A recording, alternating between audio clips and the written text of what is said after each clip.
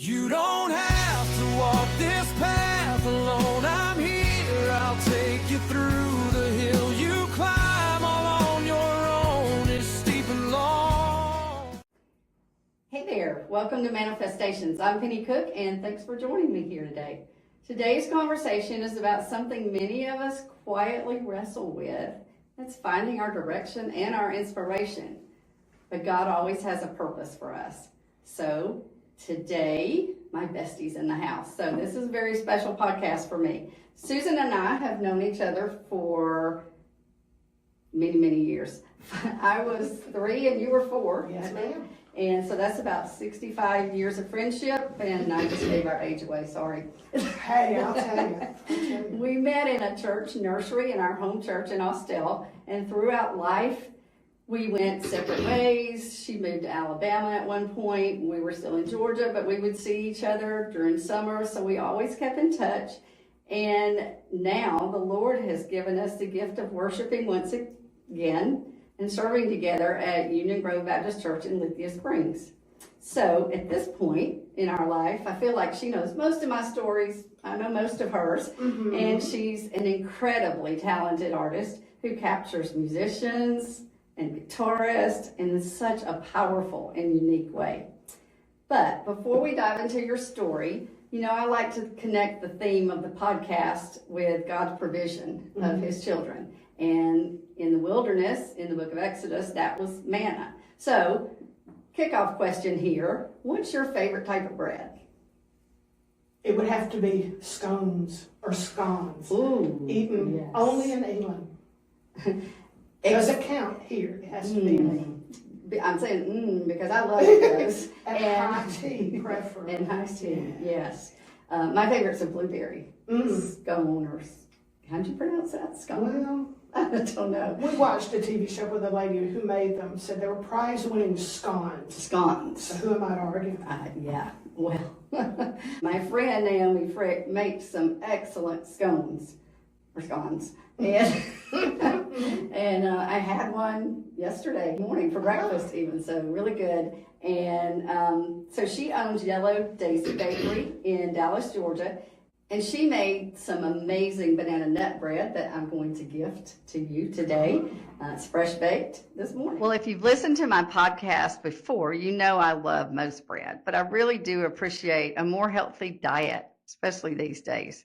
My friend Naomi Fricky helps me with that. She owns Yellow Daisy Bakery in Dallas, Georgia, and she made this amazing banana nut bread, and I have a fresh one here for you today to take home with you. Naomi uses all fresh ingredients, soft, fresh mill flour, no bleaching, no preservatives, so you better eat this one quick and share it with your family. I've been frequenting her bakery now for the last month, and I've loved everything that I've tried. So good. And it feels good knowing that I'm eating better and healthy ingredients, and they taste delicious.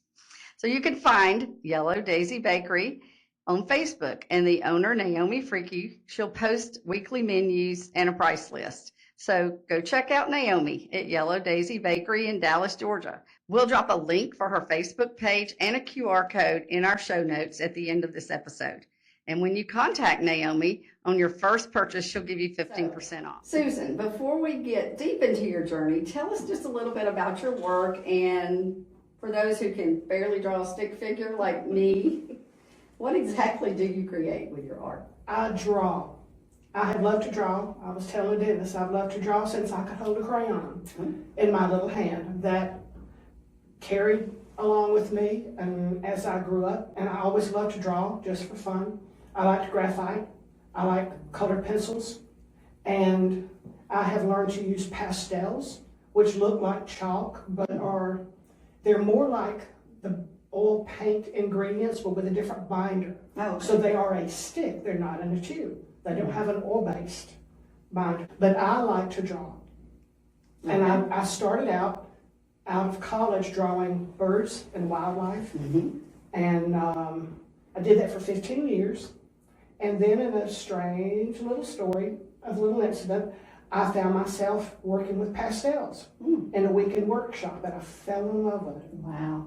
I have one of those old cards with like a sparrow of one of the birds Yeah. that I've saved that all these years. It may have been one of the first you did. Yeah. So you mentioned then when you went to college, what did that feel like for you, that period of time? Did you feel a pressure of, I don't know what to do yet with my life, I don't have it all figured out? What were some doubts maybe that were going on? No, what happened was I was always really good with writing. I had an ability to write. I had an ability to read a book and analyze it, do an exegesis, do an explanation of the themes in the book or in the story, whatever. So all through high school, I was in an honors English class, and I was doing college level work by the time I was a sophomore. Wow. So when I got out of college, I went right into English classes. Well, you have to decide if you're going to be a teacher or if you're going to be a writer at a newspaper or a novelist. And I would go, well, I'll consider those things. And then I was like, well, I never felt a real fire, and I couldn't teach. I'm too shy, So I knew what I wasn't going to be doing, but I was a good writer. Well, I was a good artist too. I just didn't really embrace that until my junior year, when all of a sudden I had drawing and I had sculpture and I had painting all at the same time. And I had been working at Ann Cockrell's gallery and frame shop in Austell part-time while I was in college. Oh, okay. We framed some colored pencil drawings for a woman, and I thought they were like ink or something. I didn't know, the watercolors. Right. And I didn't know what it was when it was colored pencil. I didn't know they made colored pencil of an artist's grade. Well, it was like you clicked on the light overhead. Aha! I have a medium that I love in color.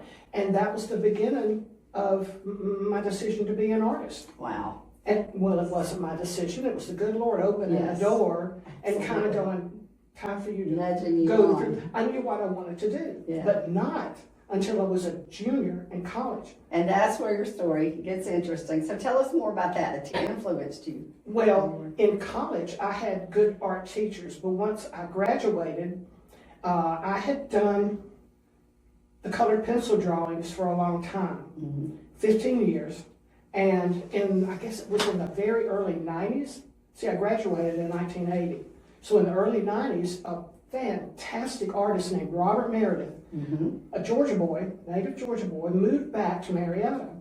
And he had his studio in a cabin in Powder Springs area. That's where he worked, and he started having art classes. Well, Ann Cockrell and a couple of other people said that I should go, and I was like, I don't paint. He's a painter, an oil painter. Right. I don't paint. And they grabbed me by the arm and sort of drug me into the class. So I come in there with my box of pastels and my easel, and he booms at me, "What's this?" and I was the only person in there not doing oil painting. But he is the teacher that taught me how to see, how to compose a still life, how to choose objects, how to deal with lighting, how to deal with painting outside when you have the elements. He taught me how to see is the best way to say it. Wow. And it literally changed every part of me. And he's still my mentor, and we're still very good friends. All these years, All still these years. interested. That's neat. And sometimes one moment like that can just quickly change the direction in our Well, life. it was. I got the courage, though, to go to a class. Exactly. I had seen his paintings. It was just so intimidating. See, he's fantastic. He's fantastic. And I was like, just so intimidated. Wow. So I was forced into the class by my friends. But then once I got in there, I needed to be there. The Lord wanted me to be in there because I had to stand up for myself. I had to stand up for my choices. I had to defend using pastels. In a room where nobody else In a room was. where nobody else was doing it. He would come over and say, "Look at the mess you're making on my floor." And I would go, "Sorry, sir." Yeah. And then he would say, "Well, you should paint with oil paints as God intended." Secret, out here, he's a Christian too. Oh, okay. And I knew that, so Yeah. I knew, Okay. but he was very hard on me and very critical of what I did and very demanding. But you know why? Because he thought I was capable of more. Yeah, you were He worth it. thought Yeah. I was capable, so he Yeah. kept pushing me, hurt my feelings so many times. Mm-hmm. But I stayed in the class. At one point, I said, I'm ready to leave behind what I've been doing. I want to know everything. Teach me everything. Mm-hmm. Oh, it was like I was just bombarded with it every week in class. It's Wow. the best thing that had happened to me at that point as an artist. It's interesting how God, people we never expect, like the ones that pushed you into the class, Mm-hmm. even, and to get us where He needs us to be. Mm-hmm. Sometimes it's uncomfortable feeling. And I'll tell you another thing, nobody else in that class said I'm ready to leave behind what I've been doing. Everybody else was like, well, I've always done it this way. And they just kept doing it I'm that like, way. show me something, show me something. Come up here, what have I done wrong here? Show me something. And Wow. he did, so. Cool. So let's go forward a little bit. What drew you then to where you are now with the musician portraits that you do and their instruments and guitars? What got you there? That's where the story really takes a turn Mm-hmm. because it was completely unexpected. And what happened was I felt, and I realized later it was the Lord nudging me, I felt compelled to go see Eric Clapton in concert at the Omni. Now I'm telling you how old I am. At the Omni, which a long time ago. This is 1990. Yes. Okay, I felt compelled to go see him, and I thought we can't afford that because we were, you know, had young children. No, Sure. we can't afford that. But the thought kept coming to mind: you need to go. You need to go. And after a while, it was like somebody was going, "Hey, Right on your shoulder. go see Clapton." And I was like, "Okay." So we got tickets. Well, they were terrible seats. They were what we call the nosebleed section at the Omni. I had binoculars. Okay? Yes. So I'm doing this, looking at Eric Clapton. 1990, I could see it if I shut my eyes. On the Journeyman tour, he was touring to promote an album he'd made, the Journeyman tour. Had on black jacket and a white t-shirt, and his hair was shoulder length. And he had a black guitar, it's called a Stratocaster. It's one he's had a very long time. So I'm watching Eric Clapton, okay? And in binoculars, he kind of filled up the whole lens, and I could see him really well. So I'm watching and watching. All of a sudden, another light switch clicked on. It wasn't a black jacket. It was magenta down this side. It was green on his hair down the other side. There were blue highlights everywhere, and the white t-shirt turned lavender. And I think I actually blurted out, "Oh my word!" And my husband says, "What's the matter with you?" You know, Yeah. I learned to see. I learned to see. It wasn't long after that Meredith had the classes, and then I learned how to draw, how to put on paper. That's what started the fascination with guitarists. And I heard something in his music that really touched my heart deep. He's a sensitive writer. He's a sensitive Englishman who plays blues guitar. Okay, that was a really interesting combination. But there was something that drew me to the music. And then I found a couple of songs that just broke it wide open. And it was perfect. It was exactly what I needed to hear at that point in my life. So I focused on getting all the albums I could. We got our first CD player. And I remember putting on a headset like Dennis has on and listening. I could hear Eric tapping his foot as he played. And I just burst into tears. Oh, wow. And a few days later, everything really did change. It took 3 portraits to get Eric's portrait right. But the third one, I've got it hanging on my wall in the studio. Wow. So that's what started it. Well, I am far from an artist. Like I said, I can't even draw a stick figure or a circle. My circle looks more like an egg. So, you know, but I really appreciate the art you do. And I've seen some of yours and I have some. But along the way, you've received, I've heard people that I know and stories of others of some gracious comments on how well you capture that essence that you noticed in and the ability to see. So before we go any deeper into this part of your journey, there is a part of the story about that I just love, and it has to do with your connection to someone very well known in the music world. And I'm going to apologize to George right now if he ever hears this, and I may not say your last name right, but I hope it's Gruen. Yeah. Okay, that's right. So I know you've developed a professional relationship over the years with George Gruen, Yep. who is the owner of Gruen Guitars. And if you don't know anything about guitars, that is one of the most respected guitar shops in Nashville. So, and that's a big deal, especially in that city. Yep. So I remember when my husband Dennis and I went to Nashville with you in 2020, so it's been about 5.5 years ago now, and we had the opportunity to meet George. You took us to his shop, and I will never forget how he took us upstairs and just sat with us for hours, talked in depth with you, and you were just soaking it all in because he was just so gracious and so much information. He has historical information about musicians and instruments and would go bring them out. So tell us a little about how that relationship developed. Well, in the early 90s, when I started, I had learned how to do pastels, and I was into the guitars. We went on a church ladies group to Nashville. My first visit to Nashville was with a ladies group from First Baptist Hostel. Well, while everybody else went to some shopping mall, my mother and I skipped out on them, and we went to downtown to go find the guitar shop. Okay. I wanted to research the instruments. Right. See, I wanted to see these guitars I was either watching on television or hearing on records. And we walked in, and there were rows upon rows, stacks and stacks of amazing guitars, some of everything, and it blew me away. And I was so excited to be able to see them up close. But I was a very shy thing and very timid, and I didn't even have the courage to speak to any salesman to ask questions. But I took a lot of photos. I've got an album at home with those original photos. And Mother took one of me. She was on the trip too. And she took one of me standing in front of this wall of Fender Stratocasters going, just grinning like a Cheshire cat. So that was my first visit. I can't think how many years later, I went back to Gruen's and had a little more, I had done more musician portraits by that time. So I had something to show, if you will. And I went up there armed with some photos and my camera and my husband. And I went up to this young man, and he like this, behind his station. He's sitting there like this.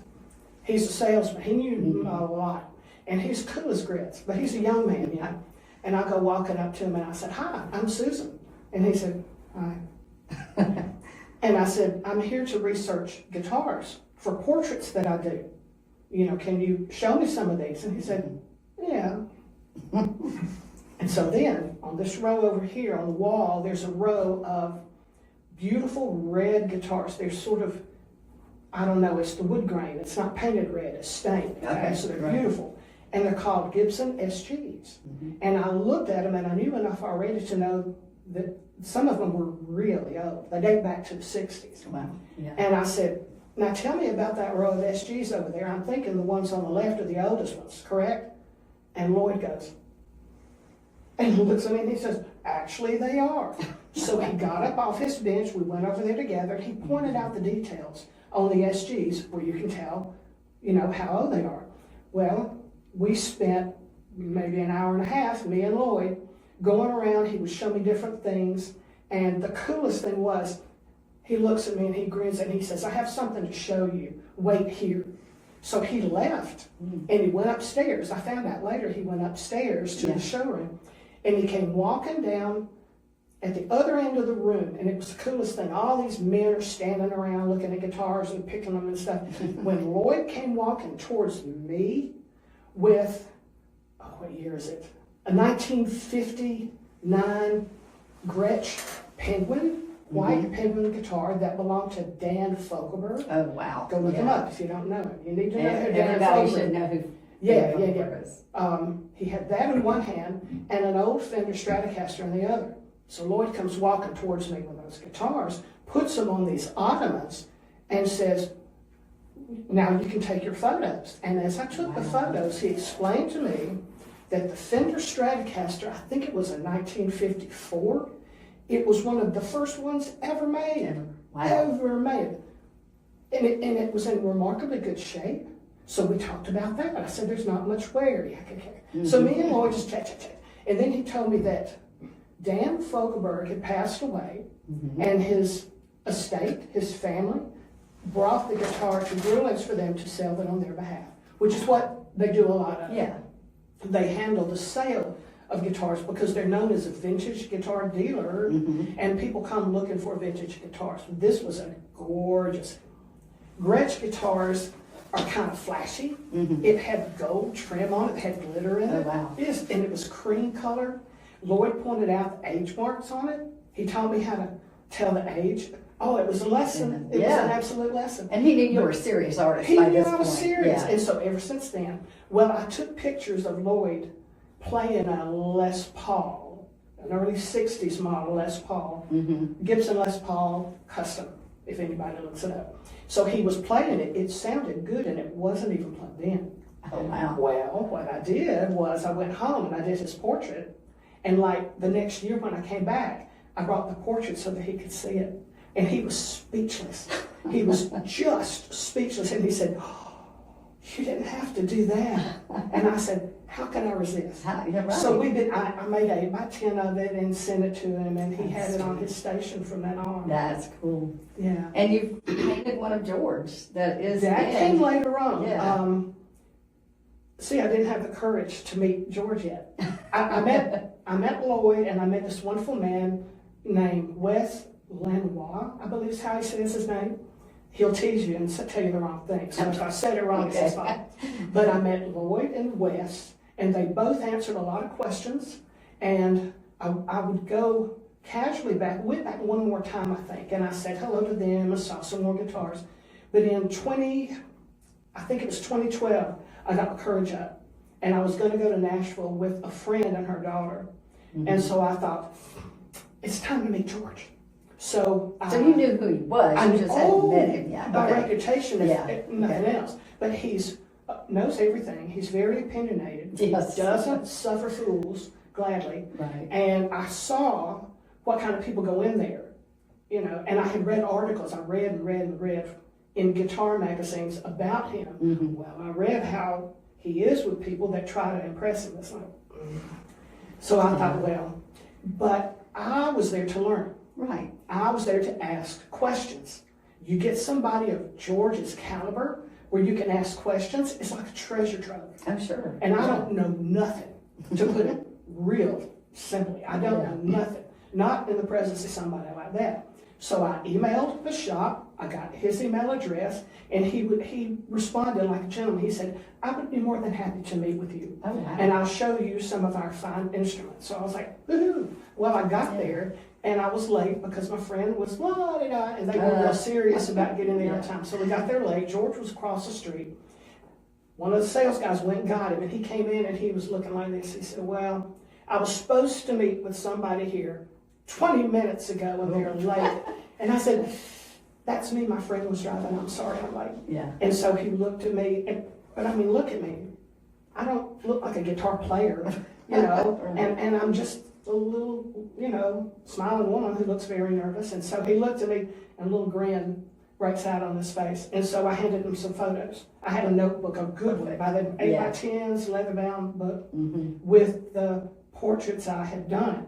And I told him I'm doing research for musician portraits. I want to see what you have here. And I have a lot of questions because I don't play and I don't have a guitar. I want to learn. That's all it took.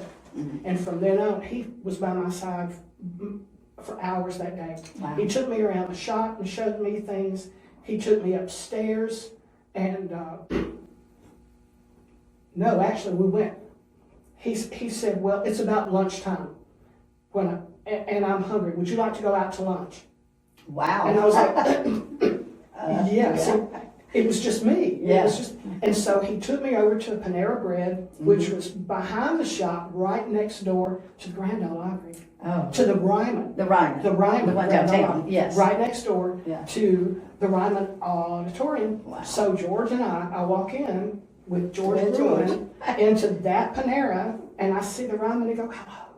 So we go in, and I had the portrait of Eric Clapton. This ties it together, and now Okay. slow down. No, that's fine. But he looked through the book and he saw the one of Clapton, and he did like that. And he kind of grinned and he said, "I want to ask you, why did you do a portrait of Eric Clapton?" And I told him briefly the story of going to the Omni, seeing him play, how that was what triggered the interest in doing guitarist, was the jacket and the pale t-shirt that turned lavender, and the magnificent Fender Stratocaster that Eric was playing that night.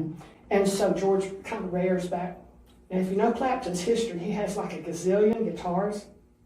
Clapton's a hardcore collector. Yeah. It was more so back then. So George kind of sits back and he says, "I know Eric Clapton. I've known him for many years." And then he says, No doubt. "He's come into the shop and bought numerous guitars from me." And I couldn't resist. I said, "Well, that's all he needs is more guitars, isn't it?" And I thought, either I've really messed up or George is going to get it. And George looked at me and he laughed. And he laughed. It worked. Yeah. So we had a wonderful conversation. He asked some more questions about why I had done the musicians I had. And I told him what I wanted to know and why about the guitars and other instruments and stuff. Yeah. So we've been friends ever since. That's cool. Every time I go to town, I try to drop in and say hello. Yeah. Wow. And he never forgets you. You No, just made an impression. no. So, Yeah. The So- last time I went in, I have gray hair now. yeah. And I said, "George, I bet you don't recognize me. I didn't have gray hair the last time." And he was such a gentleman. He said, "Oh, you look lovely as always." I was like, "Oh." So, what does it mean to you to have someone like George, with his knowledge and his reputation, respect your work? It's more than I would have ever hoped for. Yeah. Do you know? It was more than I could have ever dreamed of, to have somebody who knows everything about instruments look at what I've done and say, "You did a good job with that." And he has. Wow. One of those little God nuggets he just gives us along the way. Should I tell the Maybelle Carter story? Do we Yes, have time? please, Okay. yes. When you guys went with me and we went to Gruen Guitars and y'all got to meet George, I was there to look at Maybelle Carter's Gibson guitar that's at the Hall of Fame Museum. Right. And I told George I wanted to do her portrait. And George says, "That's a so-and-so Gibson guitar, the year, and Right. everything, 1930 something." And he said, "I have one exactly like it in my collection." So he goes into his private collection down the hall, unlocks the door, and brings out not only it, but another one that's very similar that has some different features on it. And he brought them out and explained it, remember? Yeah, He I told us do. all about those guitars. Yes. And then he played Wildwood Flower for us. I remember It's the that. most beautiful song. I love that one song by Maybelle and the Carters. And then he played it for us. And so I got to hear what it would have been like to have been sitting with Maybelle when she played That's it. special. It was very special. Very special. I did the portrait. It was probably 2 years later I went back and gave him an 8x10 of it. But I gave it to him by putting it on the table and said, "Here, this is for you. I hope I did okay with the guitar." Yeah. And he looked at it and he said, "You have rendered the guitar exactly as it looked during the period of time when she wore that sort of dress and had that hairstyle." That's George. That's all I need to know. Yeah, that's that's just a pat right. on the back. The greatest pat on the back I could ever hope for. That was a special time for us to get to be there too Yeah. and witness that. Yeah. And now, just funny story, I'll put this in here, that every time that I go to Nashville without you and we take someone for the first time to the Hall of Fame, I've been so many times, I probably wouldn't go every time I go to Nashville, but I've got somebody new, I'm taking them because it's worth the. Yep. But I always go by that guitar. Yep. From Mother Maybelle and take a snapshot for you and say, "Here, I'm here, Susan." Yeah. So that's, you walked into George's shop that first time and exited kind of with a master class. Oh, in absolutely. life. Yes. And a lifelong friend. Somebody Yes. I can always ask questions Exactly. of and who will know the answers. It's a wonderful thing. Yep. And I think I mentioned this before, but even with George, God places people in our path to get us to where he wants us to be. Some unexpected people sometimes. Can I tell you something else? Absolutely. Later on, I realized from George's reaction to my questions and my interest, I was making notes, I'm telling you. I filled up a little notebook, a fat little notebook, with details he was giving me. he doesn't have many people show that kind of interest. People go in and they want to play for him, or they want to, I've got this and I've done that. But I'm like, I got questions. Can you answer this for me? I'm trying to draw the portrait and get it right. I want to get the guitar right. I listened, and I wanted to know what he had to say. Mm-hmm. That was good for him. You know what I mean? Sure. It was good for him to have somebody who just wants to sit cross-legged on a stool Yeah. and listen to, and then he plays. He played so many instruments for me one time, so that I could hear. He can and tell say, you value him. yes, too. yes. And he brought out one that was a Spanish style guitar, and I didn't know the person he was saying it belonged to. And he told me a little bit, but he said, well, you can find out more about this later. And then he went to playing it more. Wow. So see, he benefited from having somebody who really listened. Sure. So I did a little good for him too. Absolutely. Yeah. That's really neat. So did you ever have a moment, and I'm sure you did, but maybe tell us when it was, if you've thought about this, that you realized, okay, this path that I find myself on now, this is actually the path God had for me all along. All of this, Clapton at the Omni, Robert Meredith, letting me stay in his painting class when I didn't paint. It all was so odd, and it was unscripted, unexpected. But once I took the steps to go through the open door, it was such a blessing, and there was a joy, you know, associated with that. It was unmistakable that it was what I was supposed to be doing. Right.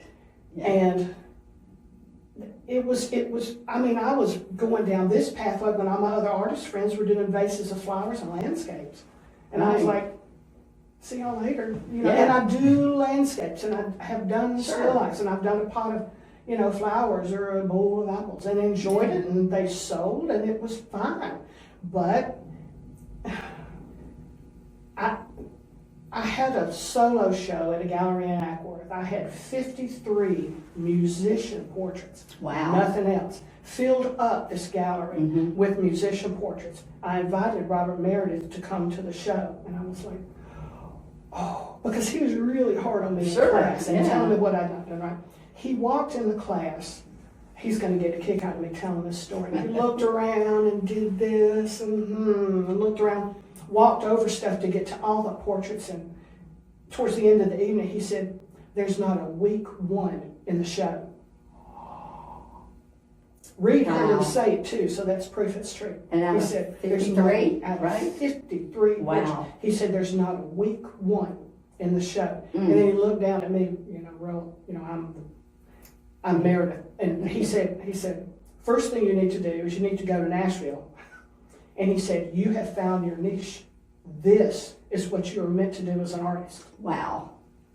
So there you go. Confirmation. Yeah. Yep. And it took that first step of going. Had you not done that, you would have never been on the path. And goodness, that's all through the Bible. You know, we talk about Abraham taking that first step, and that's what we teach kids in small groups and Sunday school and all that from the time they're really little. But wow, it's important all through our life. And it wasn't just Abraham in the Bible. It happened to so many people. Without that first step, without Peter getting in the boat when Jesus said, come follow me, that would have never happened, you know, for him. So I love that God gives us a nudge, and then we but go. It's the strangest thing to study art in college and get out and start doing art shows with drawings of birds and wildlife. Oh, yeah. And then in 1990, all these other things happen, and boom, we're going to Nashville to research guitars, and where's, you know, I don't know. It's just, it's the strangest thing, but it's full of joy. And it's been more fun than I ever would have imagined I could have. Yeah. It's had sort of odd pitfalls, though, because if you have musician portraits, it's a bit of a specialized subject. Yes. Okay? Yes, it's it very is. specialized. Now, people that like them really, really like them. Yeah. Okay? Oh, yeah. But at the same time, in a parallel thing going on in my life was when I got married, my husband and I wanted to have a family at some point, and I graduated from college and worked a few years at Ann Shop, and I was drawing and doing art shows. But we had both decided that if we had children, I'd be a stay-at-home mom. Stay home, right. And I'd stay at home with the children. Well, in 83, our son was born. Mm-hmm. And that was the last time I had a full-time job outside the house, okay? I set up a studio in a bedroom, and I would do art shows on weekends. So the good Lord sent me to a profession that I could do at home and let galleries sell my work or do art festivals and shows on weekends. That's So perfect. see, he knew all this ahead of time. Yeah, I didn't see that coming, Mm-mm. but it's in all these years, that's what it's been. Yeah. Wow. And it's been good. Yeah, Yeah. very good. Someone, I don't even remember who mentioned this to me, but someone that knew about your artwork and really loved it with all of the musicians and all, and even connected with some of the names of the people that you had drawn. They said, do the artists, if they know she's watching them, do they get nervous? Do they like it? Do they not like it? Or do they even know? And like, I don't know. Never asked them that before. But, you know, like, Well, I take photos at concerts, Right. which means I'm up on the front row, yeah. and I'm really paying attention. Yeah. Okay, I'm surrounded by people that are jumping up and down and screaming, going, "Oh, I love you! I love your Oh, music!" yeah. Oh. But I'm sitting there going, click, click, click, click, click, click, click, click, click. Yeah. You know, well, they see you after a while, and they kind of play to you. I've got good stories about. Oh, yeah. Can I tell one story Yeah, about that? sure, It's yeah. really funny. Marty Stewart and his band, the Fabulous Superlatives, which is an old English major that really appeals to me to name Oh, it. sure. Yeah. Fabulous Fabulous. Superlatives. Yeah. But anyway, I watched Marty's show on TV to learn what was going on in Nashville at the time. Well, I didn't realize that his show was about bringing the old country musicians and bluegrass and all those people back to be on TV again. Well, it was stuff I'd grown up hearing from my dad. Sure. Well, I got my courage up when Marty Stewart was going to come to Mableton, to the amphitheater, to ask if I could take photos that night. Well, found out who his manager was, sent him some emails with photos, and they said, well, yeah, we'll get you a photo pass. Well, I got to the show, had that same book I showed to George, Right. sent it backstage with the manager, and he came back about 10 minutes later beaming, and he said, the guys like what you've done. Ooh. Yes, you can go right down front. Well, I spent that night in front of Kenny Vaughn and Marty. I was on the left side of the stage, and they're really cool guys. They play, and they're technically so good. Yeah. But Kenny Vaughn's cut up, and he would look at me, and he'd be playing, and he'd go, and then one time he was taking steps towards me, and he'd take a step, go, and take another step, I go, love that. Yeah. and I click, click, click, click, click, click, click. I took hundreds of photos that night. Right. But he played to me, he played for me, and he played the best he could. Excellent. Yeah. Marty came out to do a solo on his mandolin, and I was here, and he was about here. Well, he walks to the edge of the stage, and he's facing out this way, but he turns towards me just enough so I could see the mandolin good. And I said, I got you now, son. Click, click, click, click, click. That's the one I did the portrait from. I did his portrait from that song. It was an instrumental too. I couldn't even tell you the title now. But he played for me. And the other guys would too. The bass player would come over every now and then and he'd go, he's cute. I love that. That's great. So to answer your question, I used to go to all kind of smaller venues.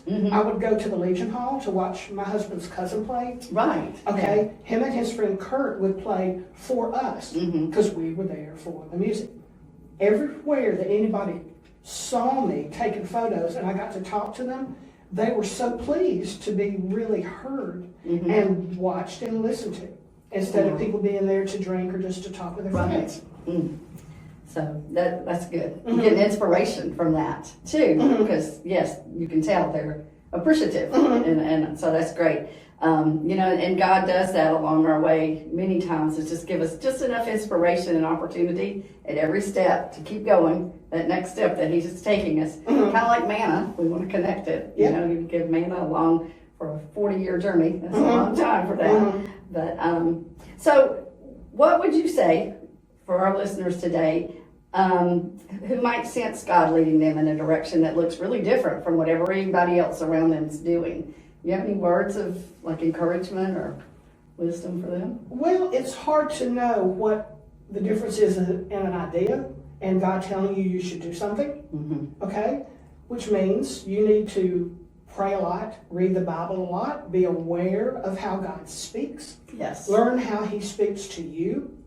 Because with me, it's a voice over my left shoulder.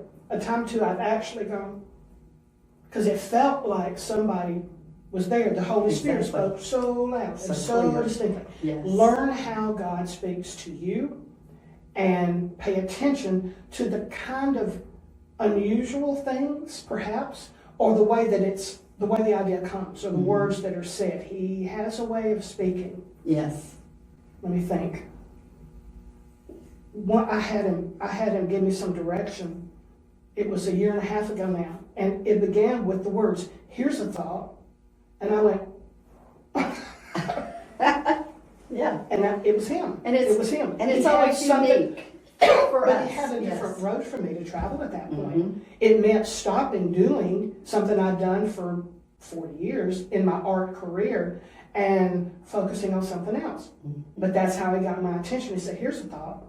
Yep. Don't do that and do this." And I was like, "Yes, sir." Wow.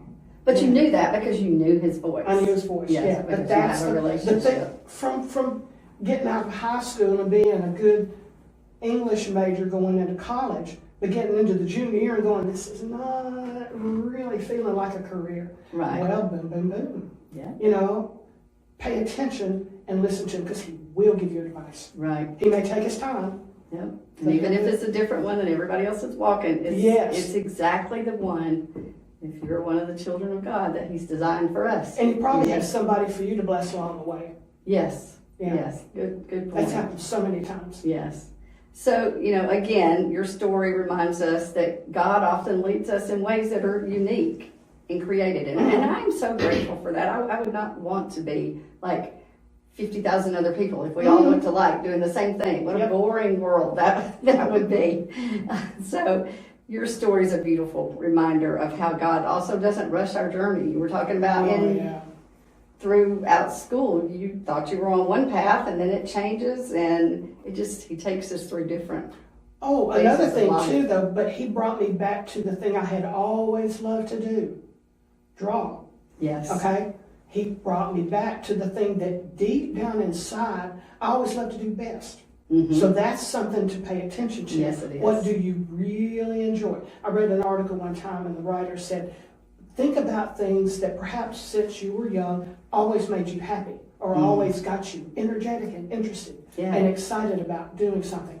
Pay attention to those things that always brought joy, because in there somewhere may be your destiny. That's true. Yeah, it is. And sometimes it's not the easy thing. I know a lot of times when people, me included, maybe you, first get out of school, we go for, okay, this is easy. I'm going to take this. This is where I'm at right now. I'm just going to keep following this. Where God may have us way over here somewhere.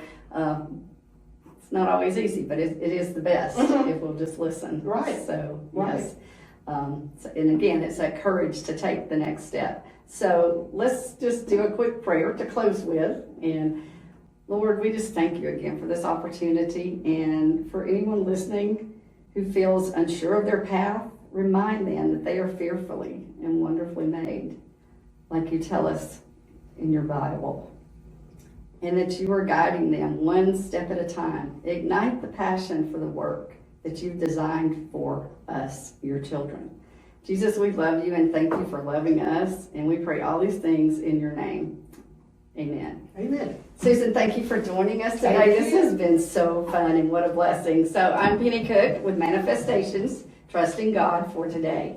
If you've enjoyed this podcast, if you've enjoyed this episode, please follow us, subscribe, rate, and review on your favorite podcast app. This will really help us share our message. And of course, our content is all free and we'll include a transcript and links in the show notes below. See you next Monday.